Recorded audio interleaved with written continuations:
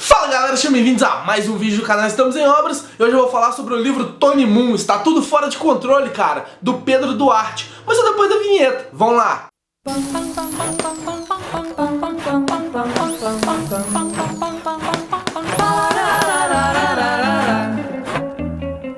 Esse daqui é o primeiro livro escrito pelo Pedro Duarte, que é jornalista e o criador do site Bacanudo. Que lá no site tem uma série de podcasts, inclusive dois que eu gosto bastante, que é o Caçadores da Lista Perdida e o 20 Perguntas. Eu conheço o Pedro lá do Bacanudo, mas eu tive a oportunidade também de gravar um podcast com ele lá no Livrocast, né, que foi sobre as tirinhas do Armandinho, que gravou eu, ele, a Ana do Papo de Fotógrafo, o Diego, que é o participante do Livrocast, e o Marcelo, que é o host. Então eu conheci melhor o Pedro ali, a gente teve a oportunidade de trocar algumas palavras, e quando ele anunciou que ia tentar o financiamento coletivo pro lançamento do Tony Moon, eu fui lá, lógico, e apoiei o cara. Meu livro chegou tem bastante tempo já, eu acabei lendo tem pouco tempo, mas tá aqui, vamos falar um pouquinho melhor sobre ele. Primeiro falar sobre a história em si, né? Tá dando pra ver pela capa que o Tony Moon é um livro infanto-juvenil que vai contar a história do tal Tony Moon que dá título ao livro. Ele é um moleque de 12 anos que é completamente metódico e organizado com todas as coisas da vida. Por causa disso, a vidinha dele é bem monótona e bem tranquila do jeito que ele deseja, mas como o título do livro fala, alguma coisa vai sair fora do controle dele. Esse livro aqui se passa na semana anterior à semana de provas do colégio do Tony, e tá todo mundo desesperado estudando, e o Tony não, ele tá tranquilão, porque ele reviu a matéria durante o semestre inteiro, durante o ano inteiro, e ele tá tranquilo com relação aos estudos. O Cabelo é o cara que tá desesperado, correndo atrás de tudo, com chance de levar pau em matérias, e o Tony tá tranquilão. Esses são os dois principais aqui da história. Tem uma série de personagens secundários que vão se tornando importantes à medida que a história progride, porque ela não é, na verdade, uma história sobre o quanto o dia do Tony Moon foi avacalhado. Não, na verdade é uma história sobre a formação de uma amizade, e não é qualquer amizade, é daquelas que vão durar pra vida inteira, porque a forma como acontece aqui é típica daquelas amizades que você não entende como começou, mas começou e você vai carregar pro resto da vida. Por causa desse plot que eu falei aqui, já dá pra perceber que ela é uma história divertida, uma história rápida de se ler. A forma como o Pedro escreve, que também é bem tranquila, bem coloquial, fácil dos jovens poderem ler o livro aqui, então tem que levar em consideração todo momento que é um livro infanto-juvenil, então tem que pensar nisso também. Porém, pensando nesse público, o livro tem alguns probleminhas, e o principal dele está logo no título: a americanização da história. O personagem principal se chama Tony Moon, que é um nome voltado pro inglês, que poderia muito bem ser um nome nacional. Só que aí até então, beleza, podia ser tranquilo. Os amigos deles todos têm nomes em português, nomes comuns na língua portuguesa, então tranquilo. O problema é que as situações aqui do livro, as formas como são descritas, os cenários, acabam passando muita ideia de filme americano de escola. Onde o Tony estuda é cheio de armários nos corredores, e é raríssimo você ver escola com armário aqui, é bem típico de filme americano mesmo. Tem os valentões da escola que vão bater por qualquer coisa, tem o grupinho dos populares, tem também as casas que são separadas por cerca, não são separadas por muros, tem jardins na frente. A forma como ele vai até a escola no ônibus, a forma mais ou menos que é descrita aqui de ônibus que ele vai pra escola, que é perto de casa, mas ele pega um ônibus, ou ele pode ir de bicicleta, então é bem típico de filme americano, contexto americano mesmo. Eu acho que o Pedro Duarte perdeu uma oportunidade muito grande aqui de fazer um livro completamente regional, uma aventura infanto-juvenil que se passasse de fato no Brasil, porque a cidade se chama Bom Chance, e tem todo um trocadilho com erro de concordância aí, e teoricamente a história se passa aqui no Brasil, embora os cenários não ajudem bastante. Outro ponto que peca um pouquinho aqui, que eu comentei sobre ele, é que o Tony é muito metódico. A gente fica sabendo disso logo nas primeiras páginas, e o problema é que o Pedro Duarte continua reforçando isso até o final do livro, e não é reforçando com ações, é reforçando falando, ele é muito metódico. Tem sempre muita coisa assim mostrando que ele é metódico. Já no meio do livro a gente não precisa de tanta afirmação falando que o Tony Moon é metódico, a gente já entendeu que ele é metódico. Isso continua até o final do livro e acaba prejudicando um pouquinho. E a última parte que eu acho que ela é um pouquinho mais problemática é com relação à história em si. Igual eu falei, vai acontecer alguma coisa aqui que vai deixar a vida do Tony Moon completamente fora de controle, porém não tem suspense nenhum aqui. Eu acho que ele acabou subestimando um pouquinho quem pudesse ler o livro, as crianças que pudessem ler o livro, porque desde o início já tá contado o que acontece, já tá lá bem claro. Na hora que o Tony faz uma coisa ruim, o Pedro Duarte faz questão de afirmar depois,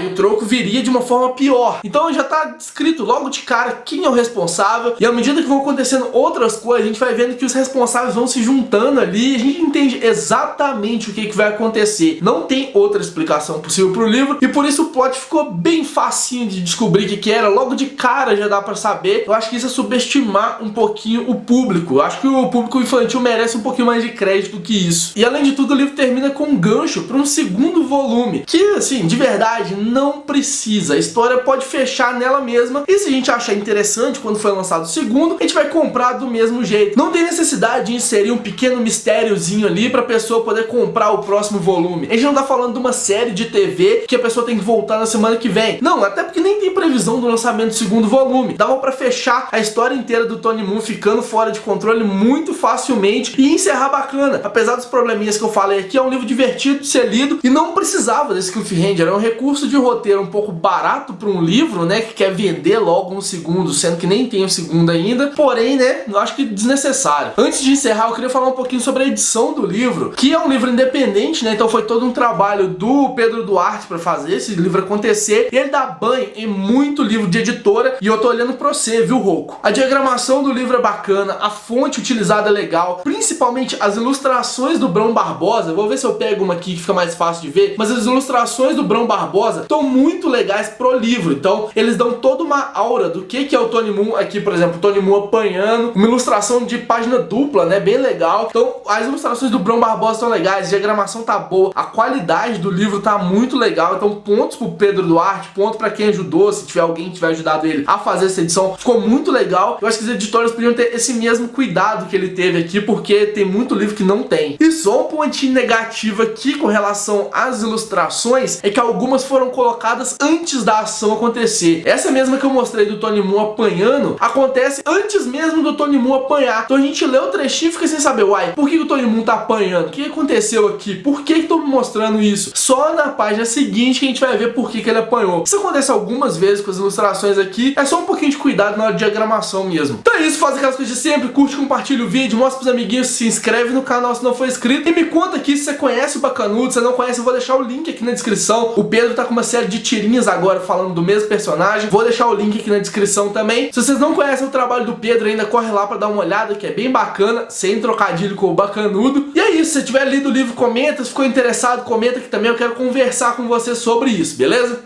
Um beijo e até o próximo vídeo.